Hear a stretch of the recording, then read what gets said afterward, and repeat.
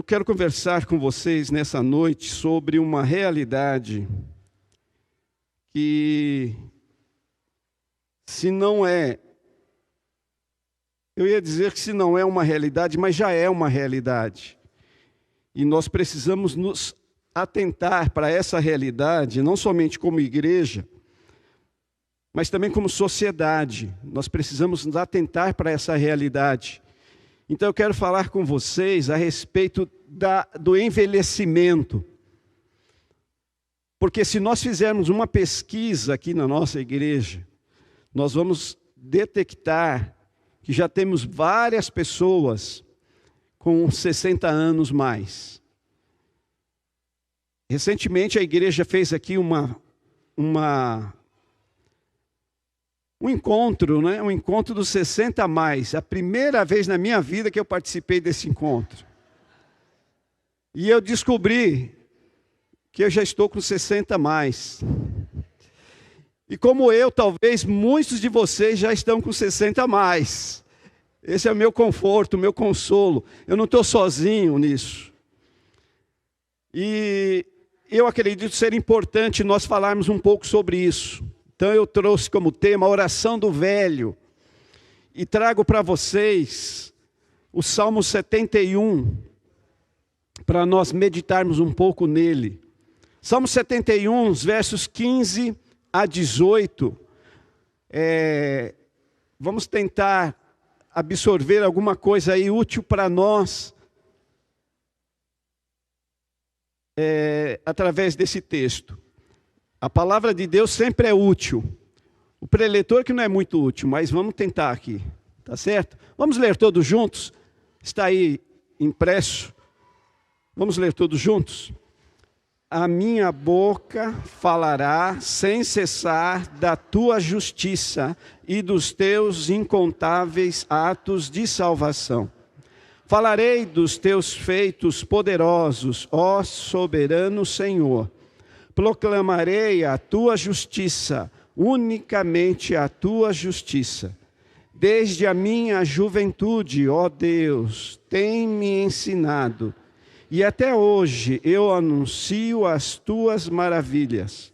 Agora que estou velho, de cabelos brancos, não me abandones, ó Deus, para que eu possa falar da tua força aos nossos filhos, e do teu poder às futuras gerações. Que Deus nos abençoe então para avaliarmos e analisarmos esse texto. E eu começo dizendo a vocês que esse texto é um texto de Davi. E os estudiosos nos dizem que ele estava aproximadamente com 70 anos de idade quando ele escreve esse salmo. É um salmo não somente de um idoso, mas é um salmo também numa situação muito adversa. Por quê? Porque Absalão, o filho, ou um dos filhos de Davi, estava tentando usurpar o trono do seu próprio pai. Ou seja, ele queria tirar o pai do trono para que ele, Absalão, pudesse assumir. Tenta imaginar esse quadro. Você com 70 anos... Talvez, não sei como está a sua força aos 70 anos de idade. Eu estou vendo esse camarada aqui, ó, com esses bração assim. Eu não quero nem chegar perto dele. Porque eu já, com a idade de 60 anos mais, esse rapaz tão jovem assim, um aperto de mão dele já me desmonta. Eu fico imaginando então Davi com 70 anos, o filho dele jovem, Absalão, e querendo tirar o trono do pai, de qualquer jeito. Olha a aflição desse homem. Se você olhar para o início desse Salmo 71, o que ele vai dizer aí, bem no início? Em ti, Senhor, busquei refúgio. Diante das adversidades da vida, Davi, ele foi buscar refúgio em Deus. Por quê? Porque ele sabia que em Deus ele encontraria a força necessária para a sua subsistência, para a sua sobrevivência. Eu não sei se você sabe, mas de acordo com as pesquisas da Agência Brasil, em 2050, as pessoas com 65 anos no mundo irão dobrar. Em 2050, as pessoas com 65 anos ou mais no mundo irão dobrar de quantidade. E aqui no Brasil, em 2030, que ano nós estamos? 2023? Então, pesquisas dizem que em 2030, o Brasil será a 5ª população mais idosa do mundo. Em 2030, não está tão longe assim. 2030, o Brasil será a 5ª população mais idosa do mundo. Se nós então pensarmos em nossa sociedade, ela está envelhecendo. E isso então não é diferente em relação às igrejas, porque naturalmente as igrejas acompanharão o mesmo ritmo da sociedade. Ou seja, as igrejas futuramente tendem a se tornar uma igreja mais envelhecida. Mas quando nós falamos de envelhecimento, não pensem vocês que nós estamos falando de pessoas aí totalmente inválidas. Porque também o que está aos nossos olhos, pelo menos 2 grupos, eu vejo pelo menos 2 grupos, assim, é fácil de enxergar. Aquele grupo onde, apesar da idade avançada, estas pessoas buscam cada vez mais uma qualidade de vida. Então são aquelas pessoas que dançam, são aquelas pessoas que viajam, são aquelas pessoas que praticam esportes, são aquelas pessoas que curtem os seus netos, cuidam dos seus netos, são aquelas pessoas que procuram fazer algum exercício físico e também mental. Talvez alguns de vocês já estão fazendo palavras cruzadas, não é? Você, quando jovem, nem pensava nisso. Mas agora, passando numa banca de jornal, você já quer comprar lá suas palavras cruzadas e está lá você fazendo as palavras cruzadas. Mas esse é o grupo, é aquele grupo que está se cuidando, é o grupo que está, apesar da idade avançada, 60, 70, até um pouco mais de 70 anos, está aí, vivendo a vida. Não faz muito tempo, eu estava vendo uma reportagem de uma mulher com mais de 80 anos e ainda nadava, e era uma das campeãs dentro da sua modalidade, com mais de 80 anos. Tem pessoas com 90 anos dirigindo, lúcidos, não é? Lúcidas. Então nós temos um grupo de pessoas saudáveis, e ainda essas pessoas frequentam igrejas. Estão de boa. Mas nós temos um outro grupo, que são daqueles mais comprometidos com a sua saúde. Essas pessoas dependem de terceiros, não é? Para ajudar a sobrevivência dessas pessoas. Aí entra o papel do cuidador, aí entra o papel do enfermeiro ou enfermeira. São pessoas que os seus joelhos já não comandam por si só, as suas pernas já não andam sozinhas, precisam de uma bengala. São pessoas um pouco mais comprometidas, mas é um grupo de pessoas. Boa parte dos seus proventos são gastos com remédios. Uma vez eu fui visitar uma senhora e a mesa estava cheia de remédios. Porque em alguns casos é isso que acontece, não tem como evitar. Os remédios passam a conviver com aquela pessoa. E boa parte do seu salário, que já não é muito, porque geralmente são aposentados, são gastos em remédios, para poder viver um pouco mais. Geralmente essas pessoas, nessas pessoas, o que desencadeia? Desencadeia a preocupação, não é? Como que eu vou dar conta de pagar os remédios, de pagar o aluguel, de comprar a comida, e etc, etc. Então vem a preocupação. Algumas pessoas ficam angustiadas diante disto. E isso, com certeza, afeta o bem-estar. Algumas pessoas, por exemplo, não podem vir mais à igreja. Não têm condições, por si própria, de vir à igreja. Depende de terceiros. E mesmo com a ajuda de terceiros, às vezes as pessoas não querem. Porque ficar sentado aqui, por um período, incomoda. A coluna já começa a doer, não é isso?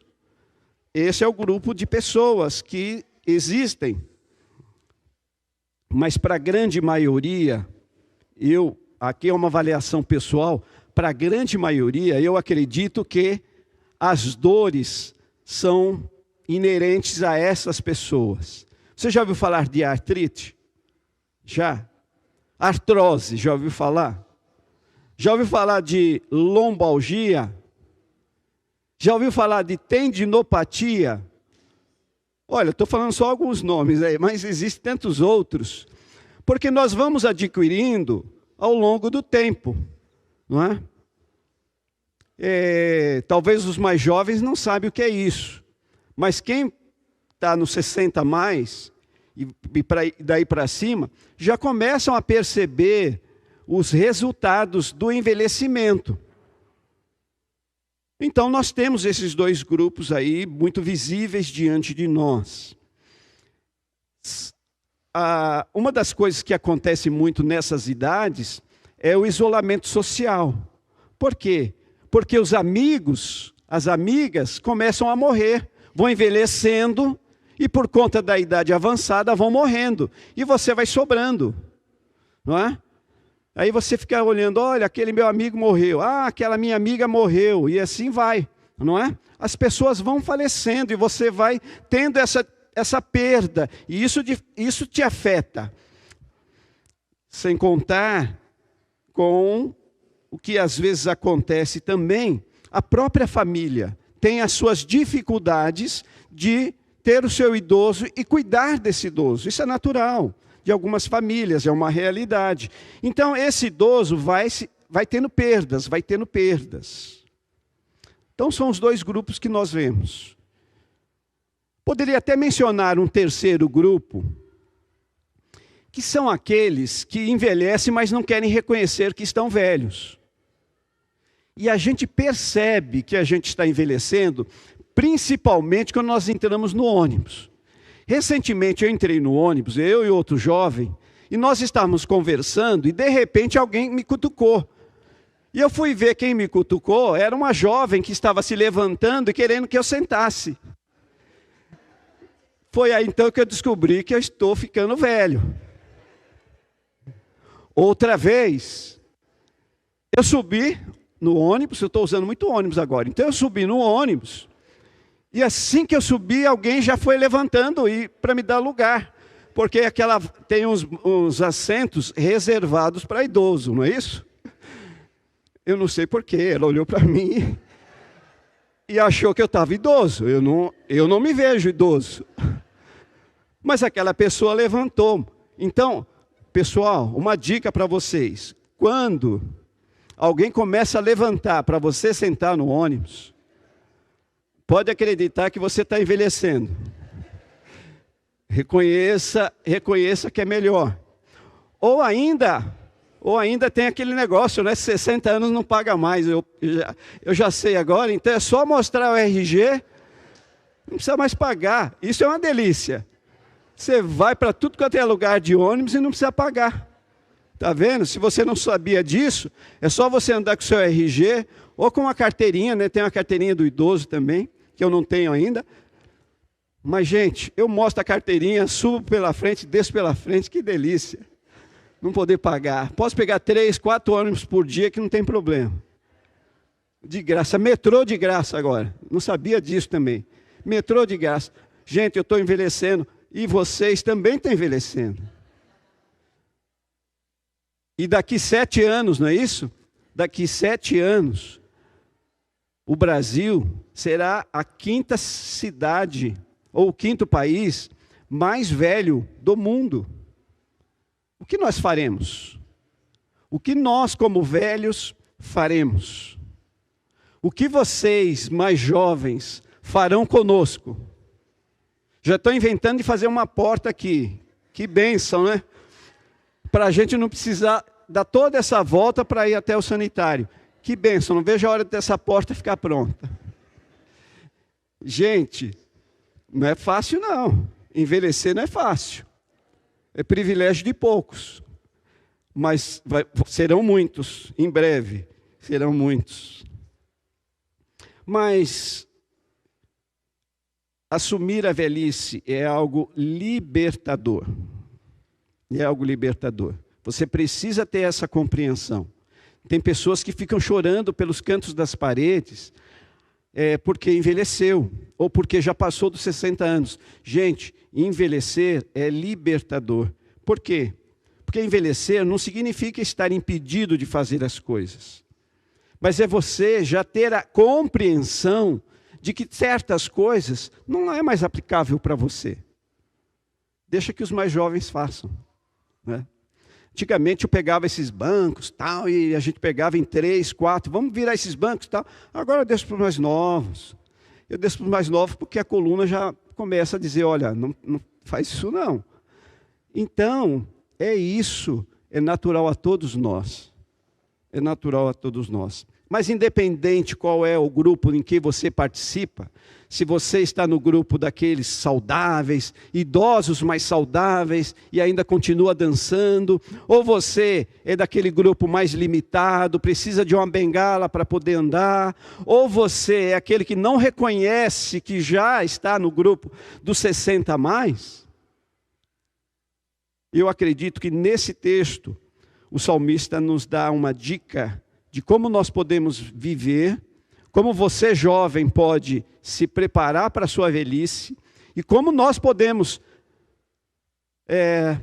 trocar nossas experiências, tanto nós mais novos, quanto vocês mais velhos. Olhando então para esse texto, eu quero extrair com vocês algumas lições. E a primeira delas, que eu vejo como algo extremamente importante, é que nós devemos continuar buscando ter experiências com Deus. Continuar buscando ter experiências com Deus. O texto bíblico, por diversas vezes, ele menciona a palavra falar. Se você observou na leitura que fizemos, o texto diz, a minha boca falará sem cessar. Falarei dos teus feitos, desde a minha juventude até hoje, eu anuncio as tuas maravilhas. Agora que estou velho, que eu possa falar da tua força. Percebe que o salmista, ele entende que o falar das coisas de Deus, falar das justiças de Deus, falar do amor de Deus, é algo primordial para a vida dele. Mas, queridos, ninguém fala com convicção do que não tem guardado no coração e experienciado. Em outras palavras, você não pode testemunhar ou falar com convicção de algo que você mesmo não acredita. De algo que você apenas tem como entendimento aqui, ó. Eu conheci, eu li, eu aprendi, eu decorei. Mas será que você tem experimentado dia após dia, através do seu relacionamento com Deus, aquilo que fortalece a sua fé? Porque quando isso se torna realidade, a sua fala, a sua palavra tem mais força, tem mais convicção. Afinal, é Jó quem nos diz, eu conhecia só de ouvir, mas agora os meus olhos te veem. Jó quando conhecia Deus, de ouvir falar, de ler, era uma coisa. Mas depois que ele passou por experiências com Deus, e pôde, no final, ter aquela relação íntima com Deus, as coisas se tornaram muito diferentes. Por isso fica aqui um desafio para cada um de vocês, tanto você mais novo quanto você mais velho, procure promover relacionamento com Deus, de maneira que isso lhe traga experiências. Porque nada substitui as experiências que você vai tendo com Deus ao longo da sua vida. Porque isso alimenta a sua fé. Isso alimenta a sua fé. Se nós olharmos para a vida de Davi, para as suas experiências, com certeza elas foram muito válidas. São válidas para nós enquanto falamos acerca dele, daquilo que ele deixou escrito, mas também foram muito válidas para ele, não só para ele como pessoa, mas também como pai, que podia passar para os seus filhos uma experiência. Nós não vamos ler o texto lá de 1 Crônicas, no capítulo 28, mas depois você dá uma lida lá no primeiro livro de Crônicas, no capítulo 28, porque Davi chama o seu filho Salomão, já sabendo de que ele iria ser o próximo rei. Ele chega para Salomão e ele diz assim para Salomão: conhece o Deus de teu pai. 1 Crônicas, capítulo 28. Conheça o Deus de teu pai. Só isso que Davi falou para Salomão. E a expressão conhecer aqui no hebraico, yada, significa conhecer por experiência. Em outras palavras, o que Davi estava falando para o seu filho: tenha experiências com Deus, da mesma forma que eu tive, para que você então saiba como se conduzir. Amados, se nós queremos saber como nos conduzir, nós precisamos ter experiências com Deus. E aqui volto novamente a falar da festa, porque se nós queremos saber como nós iremos nos comportar na festa, não é aquilo que a festa tem a me oferecer, mas é como eu vou me comportar de acordo com a minha relação com esse Deus. É Ele que vai dar o limite para mim, é Ele que vai dar para mim o basta, é Ele que vai falar para mim: olha, faça isso, não faça aquilo. As experiências que nos autenticam são as experiências que nos dão autoridade. Se você quer ter autoridade com seu filho ou com sua filha, você precisa ter experiência com Deus. Se você quer ter autoridade com seus netos, você precisa ter experiência com Deus. Se você quer ter autoridade com as pessoas mais novas e quer ter o respeito por parte dessas pessoas, você precisa ter experiências com Deus. Não basta apenas conhecer: ah, eu li a Bíblia toda, ah, eu li o livro X, o livro Y da Bíblia. Mas quais são as suas experiências? Eu imagino que Moisés, lá do Antigo Testamento, quando o Mar Vermelho se abriu, aquela experiência que ele teve com Deus, eu imagino que aquilo foi algo inesquecível para ele. Eu imagino que ele pôde contar aquilo para muitas gerações, do que Deus fizera através da abertura daquele Mar Vermelho. Eu imagino que o apóstolo Paulo, depois de ter muitas experiências com o Senhor, de livramentos, você lendo as histórias do apóstolo Paulo, você vai perceber quantos livramentos ele recebeu de Deus. Essas experiências todas levou esse homem a dizer o seguinte: ai de mim se eu não pregar o Evangelho. Ai de mim se eu não pregar o Evangelho. Eu tenho que fazer alguma coisa para esse Deus. Eu tenho que fazer alguma coisa para essa igreja. Eu tenho que fazer alguma coisa para essa comunidade, para esses irmãos. Afinal de contas, o que eu tenho passado, a forma como Deus tem me abençoado, é algo maravilhoso. Quando a igreja é levada a desafios do ponto de vista financeiro, se Deus tem lhe abençoado, abençoa também. Abençoa, porque mais bem-aventurada coisa é dar do que receber. Mas para isso você precisa passar por essas experiências. Quantas experiências lindas você tem armazenado em seu coração, que tem fortalecido a sua fé. É uma enfermidade que talvez você foi ao médico e o médico disse: olha, você não tem nada. E aí você se reporta às orações que fizeram, e você se lembra de que pessoas oraram por você, e você está aí.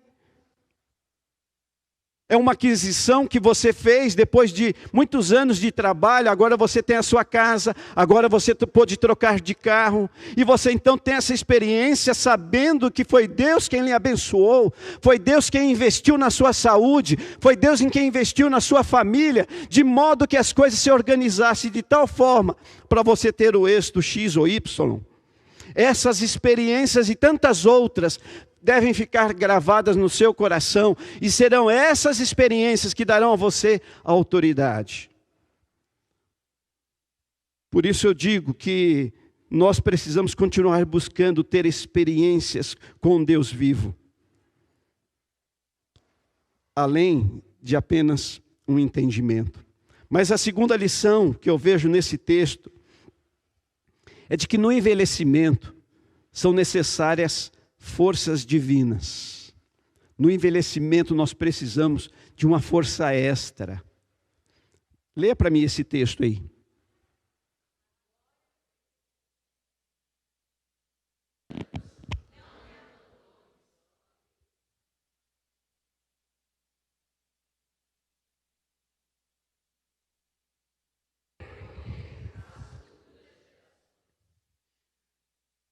Davi está orando a Deus.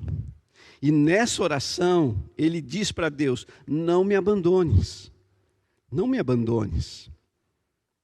A questão não está em Deus abandonar os seus, porque nós já sabemos e aprendemos que Deus não nos abandona.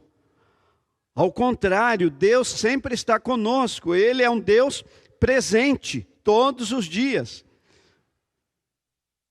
Será que Davi não sabia disso? Ele sabia. Ele sabia que Deus é um Deus presente. Mas Davi também reconhecia que na velhice as forças são mais limitadas. E ele precisava para si próprio ter a convicção de que Deus estava presente, de que Deus se fazia presente. Eu acredito que todos nós temos essa consciência de que Deus está presente. Mas por vezes nós falamos: Deus, parece que o Senhor me abandonou. Não é que Ele te abandonou, Ele continua ali. Mas para você mesmo, isso é necessário, você se declarar dessa forma, para que você então tenha a convicção de que Ele de fato está ali. E Davi, já na idade avançada, ele então pede para Deus: Deus, não me abandones. Ou seja, na minha limitação física, que eu tenha convicção de que o Senhor está comigo. Queridos, nada mais gostoso de que ter essa convicção, essa certeza de que Deus está comigo. Principalmente na idade mais avançada. Porque é a idade onde nós vamos ficando mais sós. As pessoas vão nos deixando naturalmente. Certa vez, visitando uma idosa, eu perguntei: qual é o seu maior problema? E ela falou: a solidão. Minha maior dificuldade é a solidão. Porque é algo que vai acontecendo mesmo. As pessoas vão sendo esquecidas, as pessoas vão envelhecendo e vão sendo esquecidas, de certa forma. E por isso é importante nós pensarmos sobre isso, porque nós seremos a quinta população mais idosa do mundo em 2030. E nós então precisamos ter estratégias, como de fato temos. Já temos um ministério da terceira idade, que ótimo. Nós precisamos disso mesmo. Eu disse para vocês que nós temos pelo menos 2 grupos aqui, bem visíveis. Eu acredito, e aqui é a opinião pessoal, que aqueles que estão de boa, talvez seja a menor porcentagem. A maior porcentagem é aquelas pessoas que amargam doenças e os seus gastos são mais para se manterem minimamente bem. Por isso, nada melhor do que, enquanto jovem, você atentar para que esse conselho que Salomão nos dá. Leia para mim lá.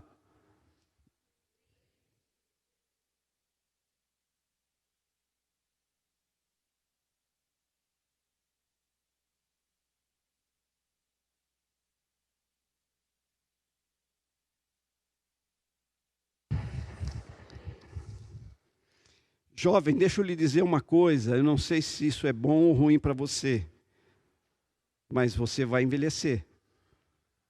Você também vai envelhecer. Então lembra-se do teu Criador nos dias da tua juventude. E isso é muito nítido nas nossas vidas. Porque quando nós nos relacionamos com Deus desde cedo, quando nós temos esse privilégio de ter experiências com Deus desde a nossa juventude, isso vai fortalecendo a nossa fé, o nosso coração, e mesmo que as circunstâncias adversas da velhice nos venham, nós ainda podemos recordar daquelas coisas que nos trazem esperança. E podemos agradecer a Deus e ser grato às pessoas por tudo aquilo que nós já fizemos, por tudo aquilo que nós já plantamos.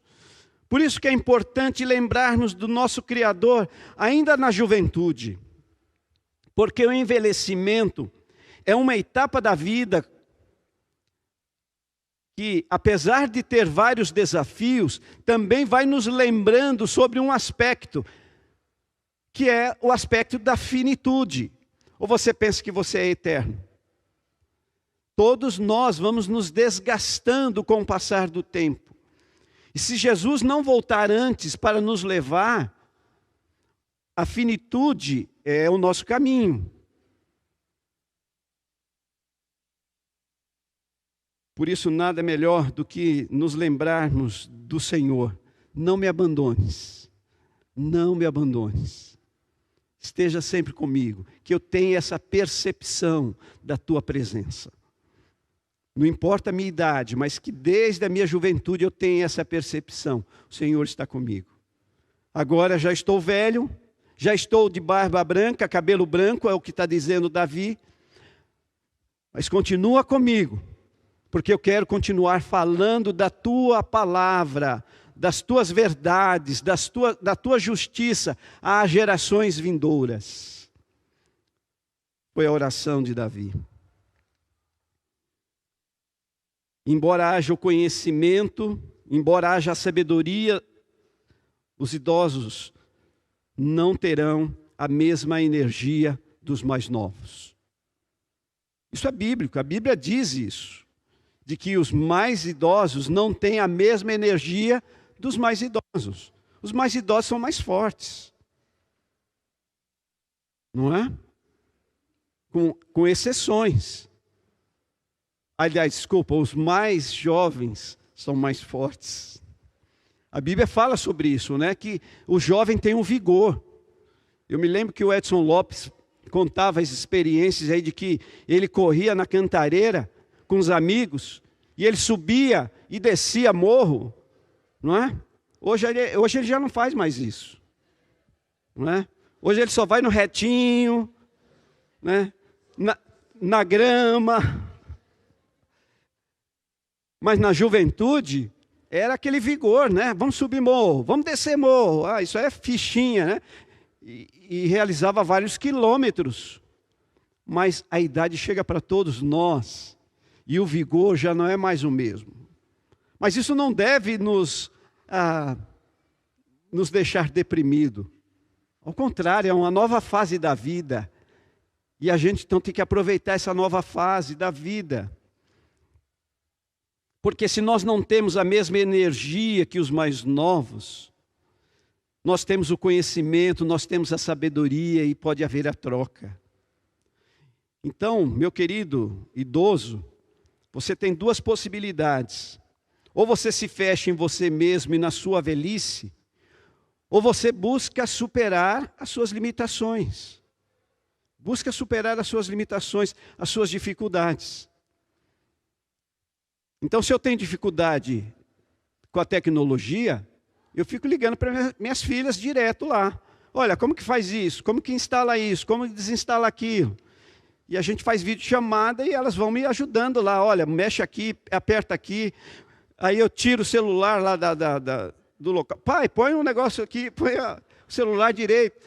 E é assim, a gente vai se comunicando, porque a gente quer tirar para poder ler, né? E eles são mais ágeis, mais rápidos. E faz espaço, agora vira aqui. Já pensou essa rapidez? A gente, peraí. Qual a primeira mesmo que você falou? Mas é essa relação que é gostosa. Agora, ou você se fecha em você mesmo e na sua velhice, ou você procura superar suas limitações.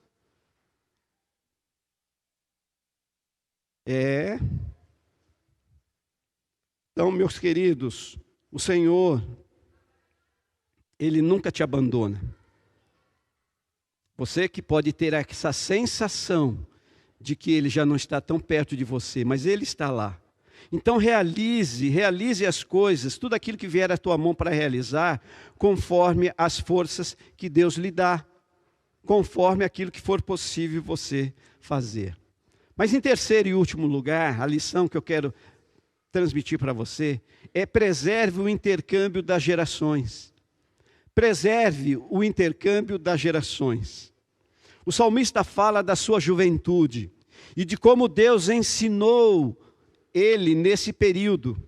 E agora, na fase idosa, ele conta ao mundo as maravilhas vivenciadas com o Senhor.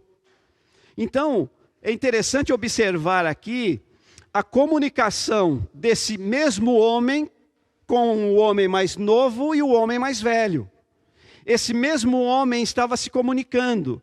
Ele aprendeu muita coisa enquanto jovem, e agora, enquanto velho, ele resgata do homem jovem tudo aquilo que ele aprendeu, para poder utilizar na sua velhice e poder ministrar aos outros. Então, uma das lições que podemos ter é esta: plantarmos enquanto jovem, para que na nossa velhice a gente resgate tudo aquilo que nós plantamos. Eu me lembro desse versículo. Muitos passam por isso, né? Eu decorei, quando eu era jovem, quando eu era adolescente, eu decorei esse versículo. Agora você fala o versículo de cor. Salmo 23:1, o que diz lá? Olha lá, tá vendo? Você decorou lá atrás, quando você era mais jovenzinho, não é? Hoje você já sabe, já tem de cor, não é? Peças de teatro e outras coisas mais. Quantas coisas que você vai armazenando para você.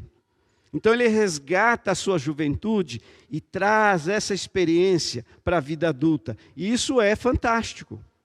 Mas não só isso, nós podemos também aproveitar e fazer a troca de pessoas. Ou seja, eu na minha velhice aproveitar aquilo que os mais jovens têm de conhecimento, de energia. Minha filha Camila estava me contando, não é? De uma experiência que ela passou na casa da avó dela, onde a avó estava ensinando ela a fazer uma comida lá, acho que era purê de batata, não é isso? Faz assim, faz assado, põe isso, põe aquilo, mexe assim, mexe assado. E ela foi aprendendo a experiência, falando então para a mais jovem como fazer. Depois a mais jovem pôde ensinar a mais idosa a parte da tecnologia. Olha, eu vou ajudar a senhora, a avó, no celular. O que você pode tirar, o que você pode acrescentar, como você pode acompanhar os cultos. Percebe? Essa troca é maravilhosa. Do mais idoso com o mais jovem.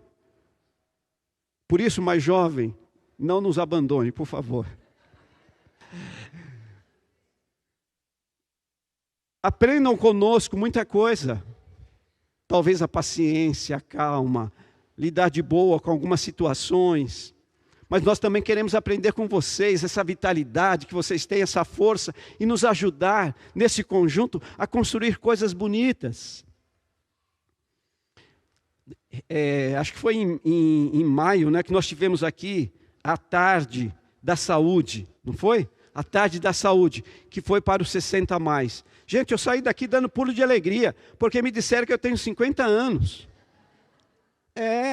Me fizeram uns testes aí e disseram para mim: olha, pelos seus testes você está com 50 anos. Beleza, saiu como um garotão aqui de 50 anos, aproveitando o ônibus de 60.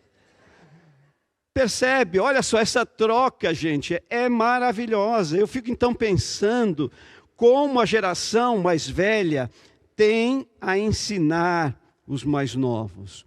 Como a geração mais velha tem a ensinar os mais novos. E como os mais novos podem contribuir com os mais velhos. Ah, meus amados, nós temos que pensar em algumas coisas, aperfeiçoar outras e dar sequência a muita coisa que já tem acontecido. Porque daqui 7 anos nós teremos uma congregação mais idosa. E nós precisamos saber como fazer. Davi, tem como fazer uma rampa para mim poder subir aqui, Davi?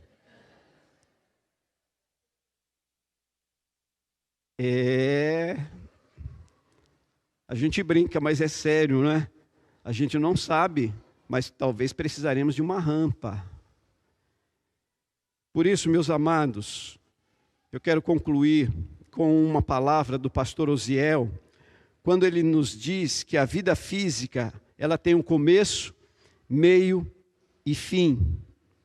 E ele diz que a terceira idade não deve ser vista como um fim da sua existência, mas como o início de uma nova etapa na vida do ser humano.